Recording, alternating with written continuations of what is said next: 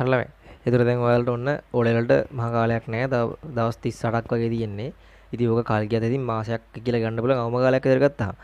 හරි. ඒතර දැන් ඔයාලට නියවඩු කරලා තියෙනවා. ඉස්කෝලේ එහෙමත් නැහනේ. දැන් ඒතර සමහරක් අහනවා මේලා කොච්චරලා පාඩම් කරන්න ඕනද? කොච්චරලා පාඩම් කරන්න ඕන සාමාන්‍යයෙන් ඉතින් දල විදියට හොඳ ප්‍රතිඵලයක් දාන ළමයෙක් සාමාන්‍ය කොච්චර වැඩ කරනවද? හරි මේලා. හරි මෙහෙමයි.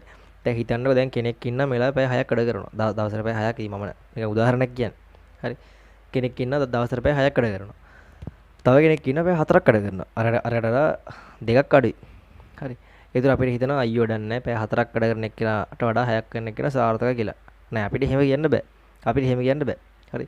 මොකද හේතුව නිකන් හිතන්න අර පැය 6ක් වැඩ කරන එක්කන වැඩ කරන්නේ. එයා වැඩ කරන්නේ නිකන් පේපරයට ලොවෙත් අහන්න නැති ප්‍රශ්න. ඒ කියන්නේ ගොඩක් අවධානය දෙන්න ඕනේ නැති ප්‍රශ්න. ගොඩක් ඒව නම් එයා පැය 6ක් ඇතුළත නිකන් රිවර්ස් කරන්නේ ඒවම නම්. හරිද? පැය 4ක් වැඩ කරන එක්කෙනා රිවර්ස් කරන්නේ පේපරට අනිවාර්යෙන් එන ප්‍රශ්න නම්. ඒ කියන්නේ අපි අර ටාගට් ලෙසන් කියලා PDF එකක් එහෙමත් දාලා තිබ්බා.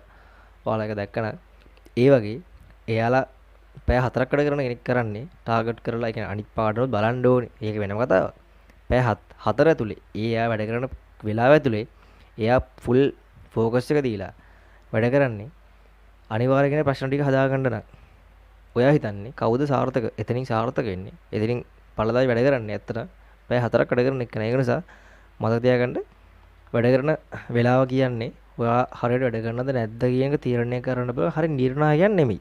ඒක නිර්ණායකයක් නෙමෙයි. ඒක නිසා ඒ ප්‍රශ්නේ ඇසිය යුතු නැති ප්‍රශ්නයක්. කොච්චර වැඩ කරන්න ඕනද කියන ප්‍රශ්නේ.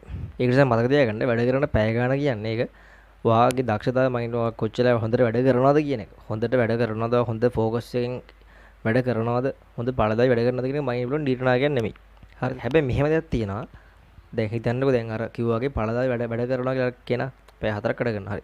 දැන් මෙහෙ දෙයක් තියෙනවා. දැන් ඔයාලා මේලා පැය 4ට වැඩ කරන්න ඕනේ පළදායි වුණත්. පළදායි වැඩ කරන්න. හරිද? නිකන් අර කිව්වා වගේ ගොඩක්ලා වැඩ කරන්න නෙමෙයි විතර වෙන්න ඕනේ. පැය ගණන් වැඩ කරන එක නෙමෙයි වෙන්න ඕනේ. අවදානෙන් ඔයා වැඩ කරන පොඩි වෙලාව හරි අවදානෙන් පළදායි වැඩ කරනවා නම් ඒක තමයි වෙන්න ඕනේ. දැන් ඉතින් සාමාන්‍යයෙන් ඉතින් නිවඩු කරලත් තියෙන නිසා සාමාන්‍යයෙන් ඉතින් මේ වෙලාවේ පුළුවන් නම් හරිද? වෙලාව හදාගෙන ඉතින් ක්ලාස් එකමත් අඩු වෙදිනේ. ක්ලාස් එකමත් දැන් නැතුව වගේ ඇති. හරිද?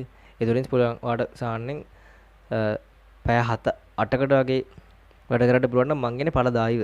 පළදායිවත් පැය 7ක් 8ක් වැඩ කරන්න පුළුවන් කියන්නේ සුපිරි. හරිද? වෙලාව හොයාගන්න පුළුවන්. වෙලාව මහදයක් නෙමෙයි. වෙලාව ඔයාලට උදේ 4යි, දවල් 2යි, අනිත් දෙක රෑ 2ක් එහෙම කර හදාගන්න පුළුවන්. කෙසේ වෙතත් මතක තියාගන්න වෙන්න ඕනේ මෙතන පැය ගාණක් වැඩ කරගෙන නෙමෙයි. හරිද? ඕලෙවල් මේක ගොඩ දාන්න පැය ගාණක් වැඩ කරන්න ඕනේ නැහැ. පැය 10 12 වැඩ කරන්න එහෙම දඟලන්න ඕනේ නැහැ. හරිද? අවශ්‍ය වෙන්නේ නැහැ.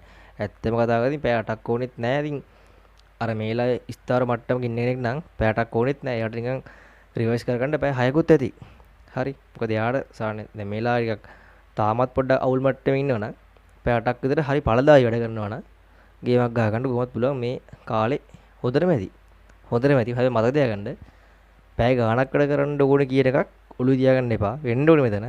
කරන පොඩි වෙලාවයි. ඔයාට දැන් හිතනවා නම් පැය දෙකක් වැඩ කරන්න ඒ කරන එක පළදායි වැඩ කරන්න. උපරිම පළදායි වැඩ කරන්න. නැතුව අද මම මෙච්චර වැඩ කරනවා. එහෙම තියාගන්නට වඩා අද මම වැඩ කරන පැය ගාණ උපරිම පළදායි වැඩ කරනවා කියන ටාගට් එක ඔස්සේ දවසට වෙලාවක් හදාගන්න නැතුව වෙලාවකින් සාමාන්‍යයෙන් පැය 5ට වඩා හෝ 5 කියන මට්ටමේ යනවා නැති වඩාත් හොඳයි. හරිද? 6 7 8 යනවා නම් වඩාත් හොඳයි. හරිද?